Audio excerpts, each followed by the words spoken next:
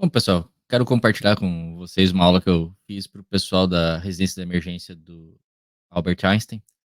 E eles me convidaram para conversar com eles sobre o manejo de via aérea. Minha primeira reação foi: "Tá, por que eu? Por que que vieram me convidar? Será que eu sei falar alguma coisa?", né? Pô, tô falando pro pessoal da residência, né? Eu não sou um grande entubador. Eu fiquei pensando: "Tá, mas será? Será que eu não sou um bom entubador?". E daí eu fui procurar o que que a gente precisa para dizer que é um entubador proficiente. A literatura varia um monte, tá? Tem desde 22 intubações até 240, aí dependendo da taxa de sucesso de primeira passagem que você está procurando, o ambiente que você tá, qual o tipo de profissional. Ao longo desses meus anos de caminhada aí, acho que eu consigo, né, pelo menos por esses dados aí, me considerar um entubador proficiente. Então, beleza. Primeiro passo, né, tranquilo, acho que, né, tenho um bom lugar de fala aí. Uma coisa interessante que eu achei foi a curva do esquecimento. Isso serve para todos os nossos procedimentos. Para intubação, eles trazem que você tem que, para manter a tua proficiência, intubar pelo menos 3 vezes por ano por 2 anos, né, então 6 intubações por ano, ou supervisionar 10 nesses 2 anos. Então beleza, isso eu faço, acho que eu consigo manter a minha curva e não perder a proficiência que eu tenho, né. E isso serve para todos os procedimentos, então a gente tem que pensar que se você não pratica, você vai perdendo a mão daquilo. E esse é um gráfico que eu tirei da as vozes da minha cabeça, porque, né, o pessoal da residência, quando a gente vai conversar com emergencista, com residente de emergência, a maioria lê os mesmos livros que eu, a maioria assiste os mesmos vídeos, lê os mesmos artigos. Então, o que que eu vou trazer de literatura que ninguém tenha visto? Difícil. O que que eu posso trazer? Um pouco da minha experiência. E acho que isso é uma foi mais isso que eu quis conversar. Eu fiz esse gráfico discutindo aí confiança e número de intubações. No começo, eu não sabia intubar e sabia que não sabia intubar. Então ele acaba, né, tendo um pouquinho aí da curva de Dunning-Kruger, mas conforme a gente vai pegando, entubando mais, vai começando a ter confiança, né? No começo sobe rápido, opa, tô conseguindo entubar bem, consegui e tal. E depois começa, né, diminuir um pouquinho. E daqui a pouco vem uma intubação difícil e você fala, putz, talvez eu não seja tão bom. Confiança cai. A próxima intubação é de boa, a próxima também, vai entubando, entubando. Daqui a pouco vem mais uma, diminui a confiança. E às vezes vem uma que era para ser lisa. Você olha, o paciente não tinha nenhum preditor de via aérea difícil, parecia tudo bem, e o tubo não passou, por algum motivo você não conseguiu entubar. Daí você pensa: "Tá, por quê, né? Não sirvo para isso. Vou vender miçanga na praia, vou fazer alguma outra coisa, porque eu não sirvo para entubar, confiança vai lá embaixo". Daqui a 2, 3 intubações com sucesso, a confiança sobe de novo, vai melhorando. Mas é bom a gente ter esse cheque de realidade aí de vez em quando, para não ficar muito confiante, que excesso de confiança leva a erro. Então, de vez em quando, vai dar essa escorregadinha, isso é normal, isso é esperado. Se você não vê que você está errando, provavelmente tem algum problema. Não é que você não está errando, é que você não está vendo os erros, né? Então, procurar pelos erros é importante. E outra curva aqui, né, da minha cabeça, é quando você traz um novo dispositivo para a tua prática. Então, eu comecei a entubar, laringoscopia direta, fio guia, e era isso que eu tinha. Depois eu comecei a utilizar bugie, agora tô com vídeo laringo. Então, cada uma dessas curvas é uma curva nova. Eu cheguei num ponto que a minha proficiência com laringoscopia direta, com fio guia, era boa, tinha uma boa taxa de sucesso de primeira passagem, tudo aquilo. Comecei a utilizar vídeo, caiu. Eu tô começando a subir essa nova curva de aprendizado. Então, até eu chegar no mesmo nível de proficiência, talvez seja mais rápido, porque eu já tenho, né, a experiência do outro ali, mas é uma curva nova. E a gente tem que ter noção disso, que não é a mesma coisa. Que não é só porque você é muito bom em um procedimento que você vai ser bom em outro. Então, a gente tem que ter essa noção que cada coisa nova é uma curva nova. Ah, quero começar a utilizar a bugie. Tudo bem. É, a gente viu que isso é bom para o paciente, mas você tem que treinar antes. Não adianta nada numa via aérea difícil. Você nunca utilizou um bugie, nunca pegou um bugie na mão, a tua equipe nunca viu um bugie, e você vai chegar num paciente crítico, não, é esse que eu vou utilizar o bugie. Não vai dar certo. A gente viu isso na época do Covid com o vídeo. Vários hospitais compraram vídeo e ninguém sabia utilizar o vídeo e falava, pô, esse vídeo é uma porcaria, não serve pra nada, porque a técnica é diferente. Se você tenta fazer a mesma técnica com o vídeo que você fazia com a laringoscopia direto, não vai dar certo. Então a gente tem que saber que tem curvas diferentes, né?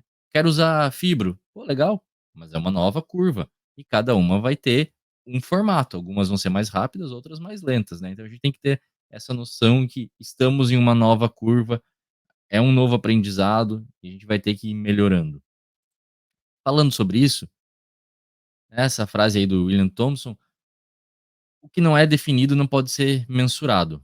Inclusive, recentemente mudou a definição de sucesso de primeira passagem, né? Que antes era durante a primeira laringoscopia, agora é durante a primeira tentativa de passar o tubo.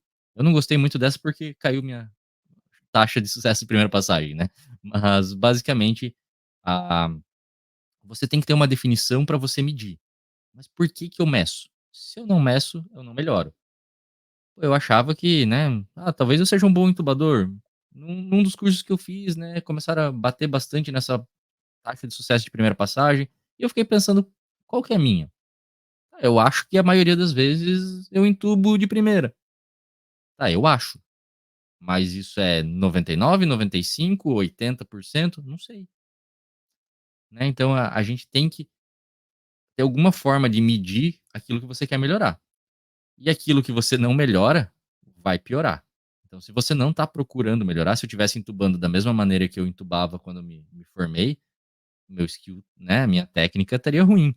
Então, a gente tem que procurar novas técnicas, a gente tem que procurar melhorar cada vez mais para garantir a segurança dos nossos pacientes. Então, o que não é definido não pode ser medido, o que não é medido não é melhorado e o que não é melhorado piora.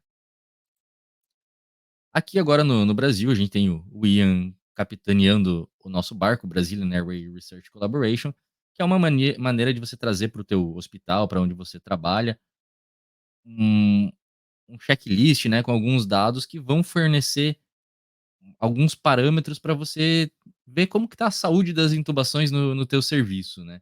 Então tá criando aí um banco de dados brasileiro pra comparado com o NIR americano, para a gente poder ter vários dados de quais drogas que são utilizadas, quais técnicas. Então bem bacana, uma maneira legal de a gente começar a dar esse passo em medir e melhorar.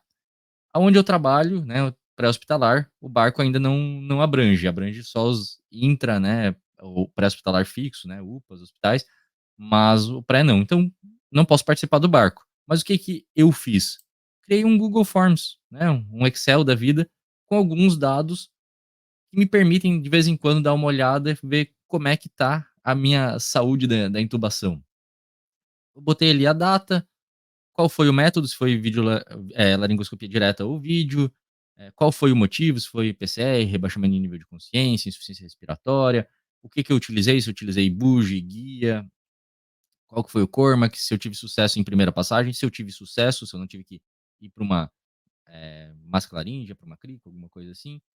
Quais as drogas que eu utilizei. Então, eu tenho esse meu próprio banco de dados para eu poder dar uma olhada e ver como é que estão as minhas intubações. Daqui a pouco eu vejo que, pô, tá caindo, não tô conseguindo mais intubar. Será que meus pacientes pioraram? Será que o meu equipamento mudou? Será que eu mudei? Né? Então a gente consegue ter essa visão global aí e ter uma verdadeira noção da taxa de sucesso primeira passagem. Uma coisa que ele não traz é tempo, né. Então, aqui nessa quando eu fiz essa tabelinha ainda só tinha laringoscopia direta, agora recentemente eu comprei um vídeo laringo e tenho utilizado, né, gravado as intubações, é uma coisa muito legal, para eu poder, primeiro, ver qual realmente foi o tempo que eu fiquei, se foi 30 segundos ou se foi 3 minutos, né, então, quando a gente tá entubando a gente não tem essa noção, e eu posso ver depois e procurar os erros, né. Às vezes eu pincei a epiglote, às vezes eu entrei lateral, às vezes, né, eu consigo ver alguns a gente tem a skill, né, a habilidade, que é a intubação, e ela é dividida em várias micro skills ou micro habilidades. Então, valeculoscopia, passagem do tubo, a utilização do bugie, cada uma dessas técnicas, eu posso fazer essas micro skills e aprender elas ou treinar elas para ficar mais proficiente em uma dessas partes, para depois, a hora que eu juntar tudo, ficar melhor, né. Então uma maneira da gente, tendo essa gravação, eu consigo procurar no que eu tô errando e o que eu posso melhorar. E quando não dá certo, eu tenho o meu mantra, que é língua, língua, língua, epiglote, valécula, traqueia. Não passou o tubo, não conseguiu ver, uma coisa que é bem comum é entrar com o laringo direto e ir para o esôfago e se perder. Então respira e vai devagarinho. Língua, língua, língua. Porque se você viu a epiglote, você sabe que acima dela está a valécula, que é onde vai entrar a tua lâmina, e abaixo está a traqueia, então você está em casa. Viu a epiglote? Respira e vai. Confia na técnica. Esse mantra ajuda bastante quando a gente está apanhando um pouco do paciente, né, então dá uma acalmada, vai com o que você consegue se achar. Não vou dizer que vai passar o tubo sempre, né, mas pelo menos você consegue ver, ter uma noção boa e garantir que você está fazendo a técnica correta, então esse é o meu mantra. E acho que essa frase todo emergencista já disse em algum momento da vida, que ninguém morre por falta de plástico na traqueia. Não existe um CID para insuficiência de tubo traqueal, né, pelo menos eu não conheço. Então o que eu quero dizer com isso? Se você não conseguiu entubar, não tem problema. Tá? Você tem outras planos A, B, C, D, E. Não conseguiu entubar? Respira, ventila. Se você está conseguindo ventilar o paciente, você respira junto, acalma, né? Tranquilo. Tenta outra coisa. Chama alguém, passa uma máscara laríngea. Pô, é um edema de glote? Vai para uma crico. Né? Você tem que garantir que o paciente não pode morrer por hipóxia. Né? O que mata as pessoas é a hipóxia, não é a falta do tubo. Então garanta que você tem todos os teus planos, se der errado alguma coisa, o que você vai fazer. E outro dos meus mantras, né, dos meus princípios, que todos os meus alunos já ouviram falar, é o KISS, que é Keep It Simple Stupid. Simplifica, idiota. Eu sou idiota, eu simplifico. Não tem por que você fazer um procedimento mais complexo do que ele tem que ser.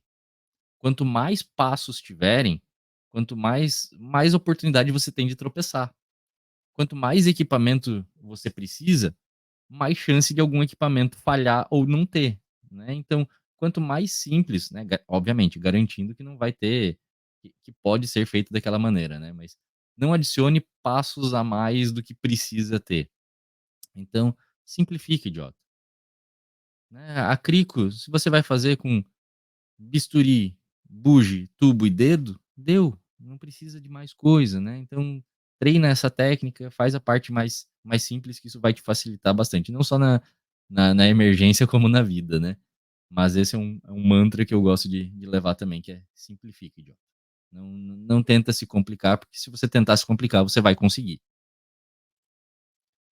E por último, né, pra gente conversar um pouquinho, eh, já que a gente estava falando de via aérea, né, da abordagem da via aérea, quando eu trabalhava no resgate da rodovia, ainda no começo da minha carreira, fui atender uma paciente que foi uma vítima de atropelamento. O retrovisor do caminhão pegou andarilha no acostamento. TCE é grave, na chegada lá, fui fazer a abordagem da via aérea, laringoscopei, não consegui. 3 tentativas, não consegui passar o tubo, passei a máscara laríngea, e a gente foi levar para o nosso hospital de trauma. E eu fiquei puto, comigo mesmo, né.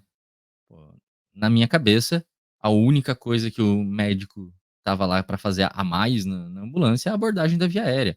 E se eu não consigo entubar, que tipo de médico que eu sou? Não sirvo para nada, vou vender miçanga na praia que eu ganho mais porque, né, pô, o ápice, né, a laringoscopia, a intubação, é o que faz o médico ser bom, né.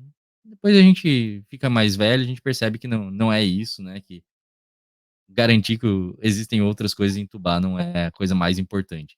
O paciente chegou viva no hospital, ventilando tranquilo, e a hora que eu fui passar pra residente de cirúrgica, a primeira coisa que ela foi tentar fazer foi entubar. Tirou a máscara laríngea, tentou entubar e não conseguiu.